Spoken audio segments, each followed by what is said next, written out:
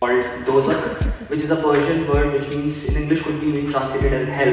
Nark जिसे कहते हैं. This poem from my experiences in the Delhi metro, which I think is a good metaphor for hell. My tender eardrums were assaulted by the pointed spears of painful prose and pointless poetry. I write under the repetitive stings of the crawling, bloodthirsty syllables around me. रौमे है रक्श उम्र कहाँ देखिए थमे, न हाथ बाग पर है न पा है रकाब में.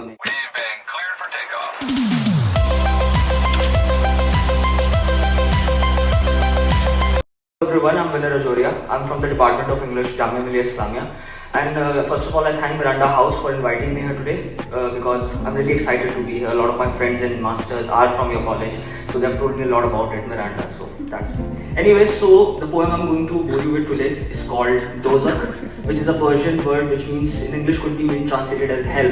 Nark जिसे कहते हैं. And I wrote this poem from my experiences in the Delhi metro, which I think is a good metaphor for hell, especially if you've been around Botanical Garden at the peak hours. I mean, it's like if you don't try hard enough, they won't let you. ले जाएंगे. So it's like that. And it's one of those experiences I had in the metro because there was this one man who's talking so loudly and abusively. You know, like वो लोग तो बहुत तेज से बोलते हैं. He's so talking loudly and abusively on the metro, and everybody is irritated and uncomfortable by it, but nobody's saying anything to him. कोई कुछ नहीं बोल रहा है, and everyone is listening. Pin drop silence, and everybody is uncomfortable by it. Nobody's reacting to it, and everybody's looking at each other like, and nobody's saying. And in that moment, this poem was born because that person became a metaphor for everything dehumanizing, intolerant, toxic things that are made to bear these days, silently and sufferingly.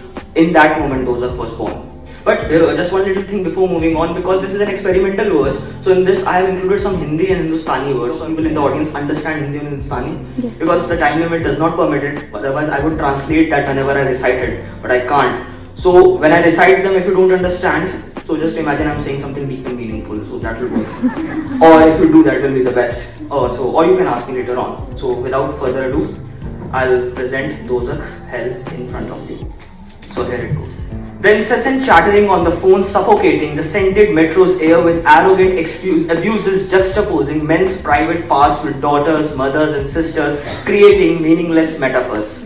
I helplessly press the hopeless volume up button to drown his filth with Lenin's imagine, fighting to imagine his heaven with hell pounding on my ears, reckoning that it was not easy even if I tried. My tender eardrums were assaulted by the pointed spears of painful prose and pointless poetry. I write under the repetitive stings of the crawling, bloodthirsty syllables around me. Like an empty vessel, his voice was the loudest, the proudest, feeling triumphant in calling the other man's wife a hoe. He looked victoriously to catch a masculine consent or perhaps a pat on the back, and unfortunately found both. आदमी को भी मुयस्सर नहीं इंसान होना. With our sophisticated silence and mute accord, we quietly swallowed his garbage, drank his toxic masculinity to dregs like we are conditioned to. Its stench reeked like political propaganda through the air, the flow, the nodding handles, the very atoms, infecting our thoughts, manufacturing consent, wrecking the instruments of our minds with its sadistic symphony. Why don't we speak of both you and me? Why do we suffer in silence in the name of decency?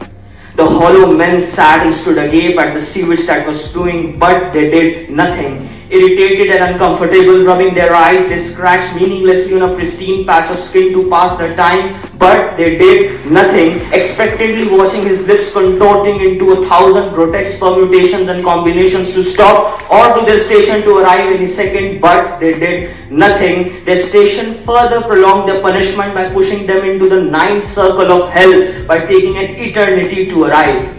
We kept staring at him and he stared back at us like Nietzsche's abyss, making it dawn upon us how truly absurd life is. रौमे है रक्श उम्र कहाँ देखिए थमे, न हाथ बाग पर है न पा है रकाब में. Like Ghalib's horse, he did not stop. He whined, became louder, became unrulier. We accepted it like a habit, like the clanking of the rails, like the oscillations of the train, like dictatorship, like the Islamophobia which is delivered to us on WhatsApp with good mornings and a daily dose of nationalism. We gulped it down like the other wrongs that we have engulfed quietly, historically, cowardly, without a fight. And with every sip of the hemlock, the headiness of the venom took hold of my heart. It thrummed and asked that same question, why don't we speak of both you and me? Why do we suffer in silence in the name of these? Zalim ab ke bhi na roega to mar jayega.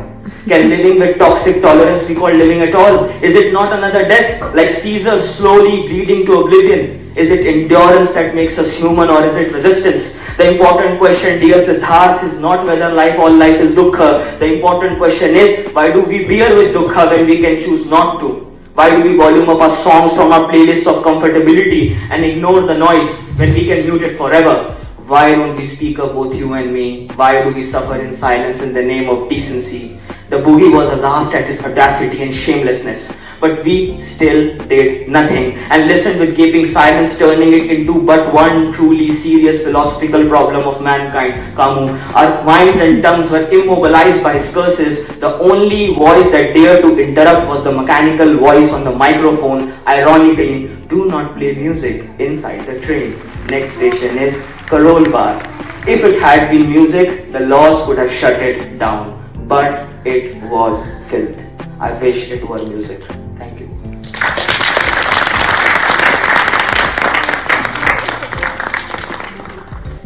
So do like the video, share with your other friends जिनको भी शायरी का शौक और जो शायरी के शौकीन हो, जो इस तरह की चीज़ें सुनकर जिनका it will make their day, तो उनके साथ शेयर कीजिए, साझा करिए. Subscribe to my channel and press the bell icon so that you get the updates. I hope to see you next time.